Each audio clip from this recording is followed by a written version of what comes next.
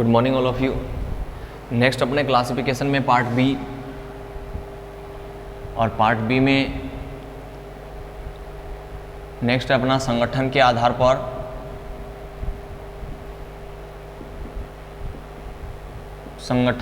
आधार पर by basis of components, by basis of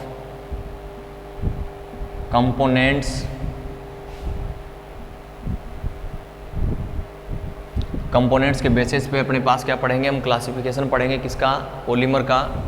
तो ये सबसे इम्पोर्टेंट रहेगा, इसको वेरी मोस्ट लगा लेना, वेरी मोस्ट, यानी कि संगठन के बेसिस के ऊपर, यानी कि कंपोनेंट्स के बेसिस पर पॉलीमर के बारे में कम से कम ज़्यादा नहीं तो 2 या 3 बार एग्जाम में पूछा जा चुका है, तो ये काफ़ी इम्पोर्टेंट है। नंबर फर्स्ट समबहुलक, और नंबर सेकंड विषम बहुलक। इसका एक नाम और लिखते हैं हम, सहबहुलक, या फिर हम इसको कहें होमोपॉलीमर, और इसको कहते हैं हेट्रोपॉलीमर, होमोपॉलीमर एंड हेट्रोपॉलीमर। सबसे पहले देखो होमोपॉलीमर की डेफिनेशन हम क्या दें। होमोपॉलीमर में हम डेफिनेशन में डायरेक्ट ये कहेंगे कि ऐसा कोई भी अपने पास पॉलीमर हो जो किससे बना हुआ हो, मोनोमर यूनिट से बनते हैं। वो मोनोमर यूनिट क्या रहती हो, सेम रहती हो। मोनोमर यूनिट है वो क्या हो, सेम हो, तब हम उसको क्या कहेंगे, होमोपॉलीमर कहेंगे। यानी कि उसकी एकलक इकाई क्या रहती है, समान रहती है। एकलक इकाई समान होती हैं तो उसे होमोपॉलीमर कहते हैं। जब मोनोमर यूनिट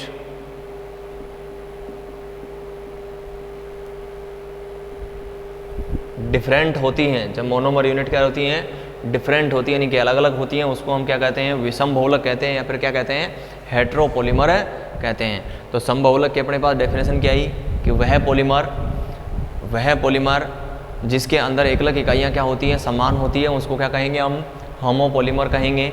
यानी कि these polymer which have same monomer unit this called homopolymer, और जिसके अंदर डिफरेंट क्या रहेंगी, मोनोमर यूनिट्स रहेंगी, उसको हम क्या कहेंगे, हेट्रोपॉलीमर कहेंगे। यानी कि मोनोमर यूनिट क्या रहनी चाहिए, अलग अलग रहनी चाहिए। अब सबसे पहले अपने पास आता है कि मोनोमर यूनिट्स के हिसाब से हम होमोपॉलीमर या समबहुलक के क्या दें, एग्जाम्पल दें। तो एग्जाम्पल में अपने पास जैसे मैंने लिख दिया PE पॉलीथीन, दूसरा मैंने लिख दिया PS पॉलीस्टाइरीन, PAN पॉलीएक्रिलोनाइट्राइल, नेक्स्ट में हमने लिख दिया टेफ्लॉन, नेक्स्ट में हमने क्या लिखा, टेफ्लॉन, नेक्स्ट हमने लिखा PP यानी कि पॉलीप्रोपीन। तो ये वाले जो पॉलीमर हैं वो सारे के सारे क्या हैं, अपने पास समबहुलक हैं, यानी कि जिसकी मोनोमर यूनिट क्या होती है, सेम होती है। PE का मतलब अपने पास क्या है, पॉलीथीन है, और इसकी जो मोनोमर यूनिट होगी वो क्या होगी, एथीन होगी। तो ये लिख दिया मैंने, एथीन। नेक्स्ट अपने पास है PS का मतलब क्या है, पॉलीस्टाइरीन। पॉलीस्टाइरीन की मोनोमर यूनिट जो होती है वो क्या होती है, स्टाइरीन होती है। नेक्स्ट अपने पास है PAN पॉली एक्रिलोनाइट्राइल, जिसकी मोनोमर यूनिट क्या हो जाएगी, एक्रिलोनाइट्राइल हो जाएगी। क्या हो जाएगी, एक्रिलोनाइट्राइल। नेक्स्ट है अपने पास टेफ्लॉन, और टेफ्लॉन है वो कौन सा बहुलक है अपने पास, यानी कि समबहुलक है, और इसकी जो मोनोमर यूनिट जो होती है वो कौन सी होती है, टेट्राफ्लोरोएथीन। टेट्राफ्लोरोएथीन से मिलकर क्या बना रहता है, टेफ्लॉन बना रहता है। नेक्स्ट वाला है अपने पास PP यानी कि पॉलीप्रोपीन, जिसके अंदर मोनोमर यूनिट जो है वो क्या है, इसकी प्रोपीन है। क्या है, प्रोपीन है। अब देखो जब भी अपने को कोई भी बहुलक क्या करना है, क्रिएट करना है, यानी कि बहुलक बनाना है मोनोमर यूनिट से, तो जो भी अपने पास पाई बॉन्ड आते हैं उन सभी पाई बॉन्ड को हटाकर वहाँ पर क्या कर दें, सिंगल बॉन्ड कर दें, यानी कि वहाँ पर क्या कर दें, हम सिग्मा बंध में उसको कन्वर्ट कर दें। तो अपने पास किसका निर्माण हो जाता है, पॉलीमर का। जैसे हम कोई भी एग्जाम्पल है इनमें से, जैसे मैंने पॉलीप्रोपीन का एग्जाम्पल ले लिया, तो पॉलीप्रोपीन की मोनोमर यूनिट क्या होती है, प्रोपीन होती है। प्रोपीन का फॉर्मूला लिख लिया, CH2 डबल बॉन्ड CH, और ये अपने पास क्या आ गया, CH3। तो ये इसकी क्या है, अपने पास मोनोमर यूनिट है। क्या है, मोनोमर यूनिट है और इस मोनोमर यूनिट में हमने लिया है प्रोपीन। क्या लिया है? प्रोपीन। और इसकी हमने क्या ले ली? एन यूनिट ले ली। क्या ले ली? N unit. एन का मतलब यहाँ पर क्या है? More than 1000 units. More than 1000 units, यानी एन का मतलब यहाँ पर 100 से लेकर 1000 तक क्या होंगी? मोनोमर यूनिट्स होंगी। जब हम इससे क्या बनाएंगे? पॉलीमर बनाएंगे। क्या बनाएंगे? पॉलीमर बनाएंगे। तो मैं यहाँ पर लिख देता हूँ पॉलीमराइजेशन। पॉलीमराइजेशन यानी कि बहुलकीकरण। बहुलकीकरण। और जब बहुलकीकरण की क्रिया होगी तो जो पाई बॉन्ड है वो क्या हो जाएगा? टूट जाएगा। ये पाई बॉन्ड टूटेगा तो एक इलेक्ट्रॉन यहाँ फ्री होगा, एक इलेक्ट्रॉन यहाँ फ्री हो गया। ये वाला इलेक्ट्रॉन है वो इधर बॉन्डिंग करेगा और ये वाला इलेक्ट्रॉन है वो क्या करेगा? इस साइड में बॉन्डिंग करेगा। तो अपना पॉलीमर है वो इस प्रकार से बनेगा CH2 सिंगल बॉन्ड CH, और इस साइड में एक बॉन्ड फ्री रह जाएगा और यहाँ पर क्या जुड़ा हुआ है? CH3 जुड़ा हुआ है। और यहाँ पर हम दोनों लाइन को बीच से क्रॉस करके रखेंगे N, यानी कि ऐसी ये एक लंबा सा पॉलीमर बना हुआ है जिसमें N यूनिट है वो क्या हुई है? जुड़ी हुई हैं, और वो भी कैसे? सिंगल बॉन्डेड, यानी कि सिग्मा बॉन्ड के साथ। तो आप कोई भी पॉलीमर बनाएं, सबसे पहले उसका क्या हटाएं? पाई बॉन्ड हटा दें और उसको किस में कन्वर्ट कर दें? सिग्मा बॉन्ड में कन्वर्ट कर दें। तो अपने पास क्या बन जाता है? अपने पास पॉलीमर बन जाता है। यहाँ पर अपने पास प्रोपीन लिया है तो हम इसको क्या कहेंगे? पॉलीप्रोपीन कहेंगे। क्या कहेंगे? पॉलीप्रोपीन कहेंगे। और ये एक प्रकार से अपना क्या बन गया है? पॉलीमर बन गया है। क्या बन गया है? पॉलीमर। तो ये अपना मोनोमर यूनिट था, जिसकी मोनोमर यूनिट में अपने पास n monomer units, n monomer units यानी कि 100 से लेकर 1000 से 100 से लेकर 1000 तक यूनिट्स आपस में क्या हुई? जुड़ी। और ये यूनिट्स आपस में जुड़कर क्या बना रही हैं? पॉलीप्रोपीन बना रही हैं, जिसको हम क्या कहेंगे? पॉलीमर कहते हैं। नेक्स्ट अपने पास जैसे कोई और एग्जाम्पल लें, जैसे मैंने ले लिया PS पॉलीस्टाइरीन का एग्जाम्पल। तो पॉलीस्टाइरीन के अंदर अपने पास मोनोमर यूनिट जो आती है वो क्या आती है? स्टाइरीन आती है। तो स्टाइरीन को लिख लें CH2 डबल बॉन्ड CH, और यहाँ पर क्या है? बेंजीन। इसको हम क्या कहेंगे? स्टाइरीन कहेंगे। क्या कहेंगे? स्टाइरीन। तो स्टाइरीन की हमने क्या ले ली? N यूनिट ले ली। जब इससे हम पॉलीमर बनाएंगे यानी कि पॉलीमराइजेशन की क्रिया कराएंगे तो यहाँ पर अपना जो पाई बॉन्ड है उसको क्या कर देंगे? हटा देंगे, यानी पाई बॉन्ड को क्या कर देंगे? हम तोड़ देंगे। और पाई बॉन्ड को तोड़ते ही ये क्या हो जाएगा? सिंगल बॉन्ड हो जाएगा। क्या हो जाएगा? Single bond. और ये सिंगल बॉन्ड जो है वो दोनों साइड में बनाएगा बॉन्ड, यानी कि इस प्रकार से ये बॉन्ड हटा तो एक इलेक्ट्रॉन यहाँ फ्री हुआ, एक इलेक्ट्रॉन यहाँ फ्री हुआ, ये वाला इलेक्ट्रॉन इधर बॉन्ड बनाएगा, ये वाला इलेक्ट्रॉन इधर बॉन्ड बनाएगा। तो इसकी बॉन्डिंग पोजीशन इस प्रकार से आएगी।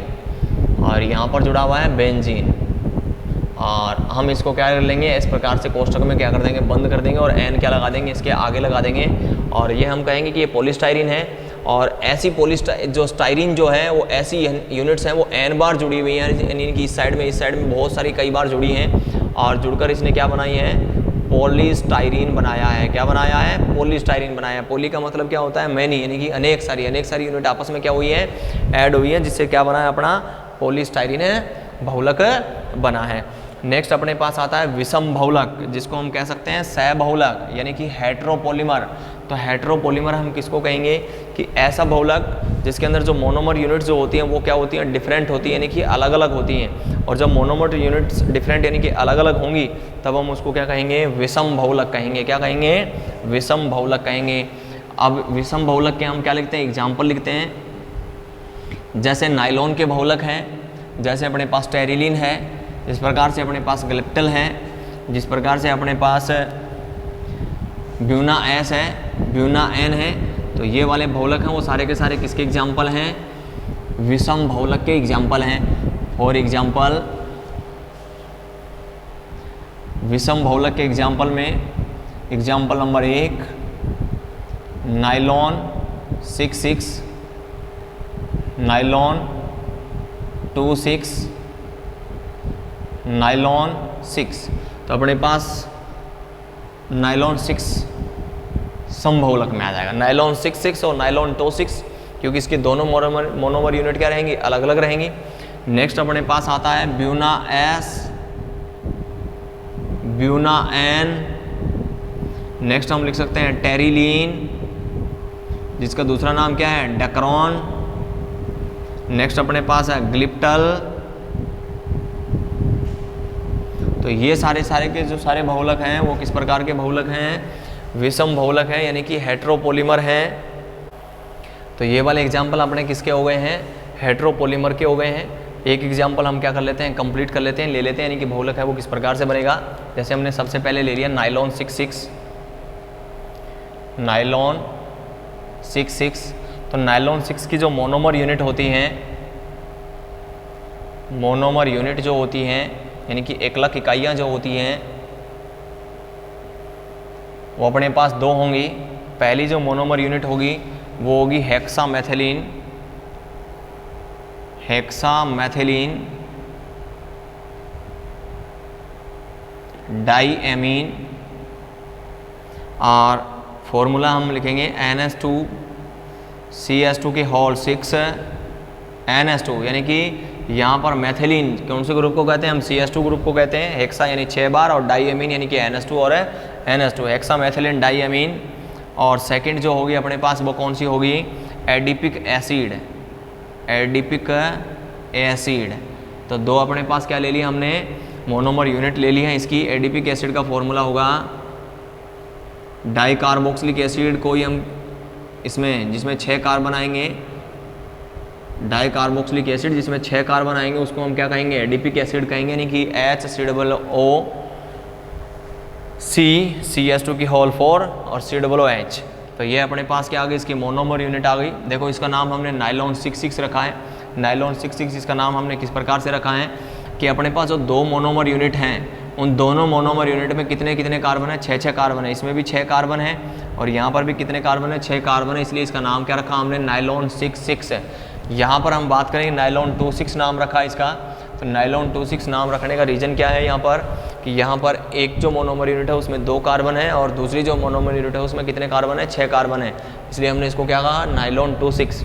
जबकि इसको नायलॉन 6,6 कहने का रीज़न हमने क्या दिया है कि दोनों मोनोमर यूनिट में 6 कार्बन होते हैं, इसलिए हमने इसको क्या कहा है, नायलॉन 6,6 कहा है। अब इससे हम पॉलीमर किस प्रकार से बनाते हैं, हमने एन यूनिट देखो NHCH2 की होल 6 NH, अपने पास क्या ले लिया हमने, हेक्सामेथिलीन डाईएमीन ले लिया, plus OH C double bond O, CH2 की whole 4 C double bond O OH। ये हमने दूसरा एडिपिक एसिड है उसको रख लिया साथ में। इसकी जो मोनोमर यूनिट जो ली हमने, इसकी कितने लेंगे हम, N यूनिट्स लेंगे। ठीक इसी प्रकार से इस मोनोमर यूनिट के भी क्या लेंगे हम, N यूनिट लेंगे। और जब ये दोनों आपस में क्या करेंगे, रिएक्ट करेंगे, यानी कि इसमें पॉलीमराइजेशन की क्रिया होगी, बहुलकीकरण की क्रिया होगी। तो यहाँ से क्या बाहर निकल जाएगा, H2O बाहर निकल जाएगा, यानी कि इसका H और इसका OH। ठीक इसी प्रकार से इधर कोई अगर एडिपिक एसिड आकर जुड़ा तो यहाँ से H निकल जाएगा। यहाँ पर कोई अपने पास हेक्सामेथिलीन डाईएमीन आकर जुड़ेगा तो यहाँ से क्या निकल जाएगा, OH निकल जाएगा। तो यहाँ से हम N यूनिट में क्या बाहर निकल जाएगा, H2O बाहर निकल जाएगा और अपने पास पॉलीमर क्या बन जाएगा, NHCH2 की होल 6। फिर अपने पास आ गया NH और ये NH बॉन्ड किससे बनाता है, C double bond O, CH2 की होल 4 और C डबल बॉन्ड O और यहाँ से OH बाहर निकल जाएगा। तो यहाँ पर मैंने क्या लिख दिया, इसकी N यूनिट बनी है, यहाँ पर लिख देंगे नायलॉन। और इस मोनोमर यूनिट में 6 कार्बन थे इसलिए 6, इस मोनोमर यूनिट में 6 कार्बन थे इसलिए 6, और ये कौन सा पॉलीमर बन जाएगा, नायलॉन 6,6 पॉलीमर बन जाएगा। तो यहाँ पर हमने क्लासिफिकेशन पढ़ा है बाय बेसिस ऑफ कंपोनेंट्स, यानी कंपोनेंट्स के बेसिस के ऊपर अपने को क्या बताना है, पॉलीमर कितने प्रकार का होता है। तो कितने प्रकार का होता है, 2 टाइप का होता है, होमोपॉलीमर और फिर कौन सा पॉलीमर अपने पास है, हेट्रोपॉलीमर। होमोपॉलीमर हमने कहा कि जिसके मोनोमर यूनिट्स हैं वो क्या होती हैं, सेम होती हैं, उसको हम होमोपॉलीमर कहेंगे। और नेक्स्ट जो हमने लिखा है हेट्रोपॉलीमर, यानी कि सहबहुलक या विषम बहुलक, जिसकी मोनोमर यूनिट डिफरेंट होंगी उसको हम क्या लिखेंगे, विषम बहुलक लिखेंगे। सहबहुलक के हमने एग्जाम्पल लिए थे, पॉलीथीन, पॉलीस्टाइरीन, पॉलीप्रोपीन, पॉलीएक्रिलोनाइट्राइल और टेफ्लॉन। और यहाँ पर हमने एग्जाम्पल लिए हैं nylon 2,6, nylon 6,6, Buena S, Buena N, terylene यानी जिसका दूसरा नाम डेक्रोन है। नेक्स्ट क्या लिया हमने, गलिप्टल, इसका एग्जाम्पल है लिया है। और ये सभी जो 24 बहुलक अपने पास आने वाले हैं, जो सभी के एग्जाम्पल हम जो लिख रहे हैं, उन सभी के एग्जाम्पल जो लिखे हैं उन सभी को बहुलकों को अलग अलग पढ़ना है, उनकी सबकी मोनोमर यूनिट्स भी क्या करनी है, याद रखनी है। तो ये अपने पास कौन से पॉलीमर हो गए हैं, 2 पॉलीमर हो गए हैं संगठन के बेसिस पे। इनमें से ज़्यादातर क्वेश्चन जो है वो नायलॉन 6,6 पे पूछा गया है। एक बार तो यहाँ तक पूछा गया था कि नायलॉन 6,6 का नाम नायलॉन 6,6 क्यों रखा गया है।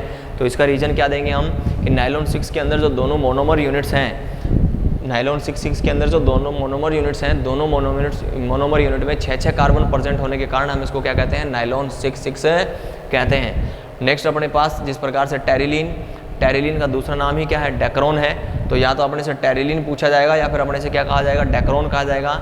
टेरिलीन कहे या डेक्रोन कहे, दोनों का मतलब क्या है, एक ही है, और जो किसका एग्जाम्पल है, हेट्रोपोलीमर का एग्जाम्पल है। नेक्स्ट अपने पास सहबहुलक में ज़्यादातर जो पूछा गया है वो कौन सा पूछा गया है, पॉलीथीन पूछा गया है। और पॉलीथीन के बाद जो नंबर आता है वो किसका नंबर आता है, टेफ्लॉन का नंबर आता है। किसका नंबर आता है, टेफ्लॉन का नंबर आता है, टेफ्लॉन। और जिसकी मोनोमर यूनिट हमने क्या लिखी थी, टेट्राफ्लोरोएथीन। टेट्राफ्लोरोएथीन फॉर्मूला मैं यहाँ लिख रहा हूँ, CF2 double bond CF2 double bond CF2, ये इसकी क्या है, मोनोमर यूनिट है। क्या है, मोनोमर यूनिट है। और जब पॉलीमर बनाएंगे तब मैंने क्या बताया कि इसका पाई बॉन्ड क्या कर देंगे, हटा देंगे, यानी कि डबल बॉन्ड हटा देंगे और सिंगल बॉन्ड में कन्वर्ट कर देंगे। तो क्या हो जाएगा, CF2 सिंगल बॉन्ड CF2। ये वाला जो पॉलीमर है उसको हम क्या कहते हैं, टेफ्लॉन कहते हैं। क्या कहते हैं, टेफ्लॉन कहते हैं। तो टेफ्लॉन बहुत बार पूछा जा चुका है और पॉलीथीन भी बहुत बार पूछा जा चुका है। और पॉलीथीन में भी अपनी पॉलीथीन है वो दो प्रकार की होती हैं। एक तो अपने पास जो पॉलीथीन होती है वो होती है लो डेंसिटी वाली पॉलीथीन, और एक होती है अपने पास हाई डेंसिटी वाली पॉलीथीन, जिसका हम डिस्कस है वो नेक्स्ट क्लासिफिकेशन के अंदर करने वाले हैं। यानी कि जब स्ट्रक्चर के बेसिस पे हम पढ़ेंगे तो अपने पास लो डेंसिटी वाली पॉलीथीन और हाई डेंसिटी वाली पॉलीथीन का क्या करेंगे, हम डिस्कस करते हैं। धन्यवाद।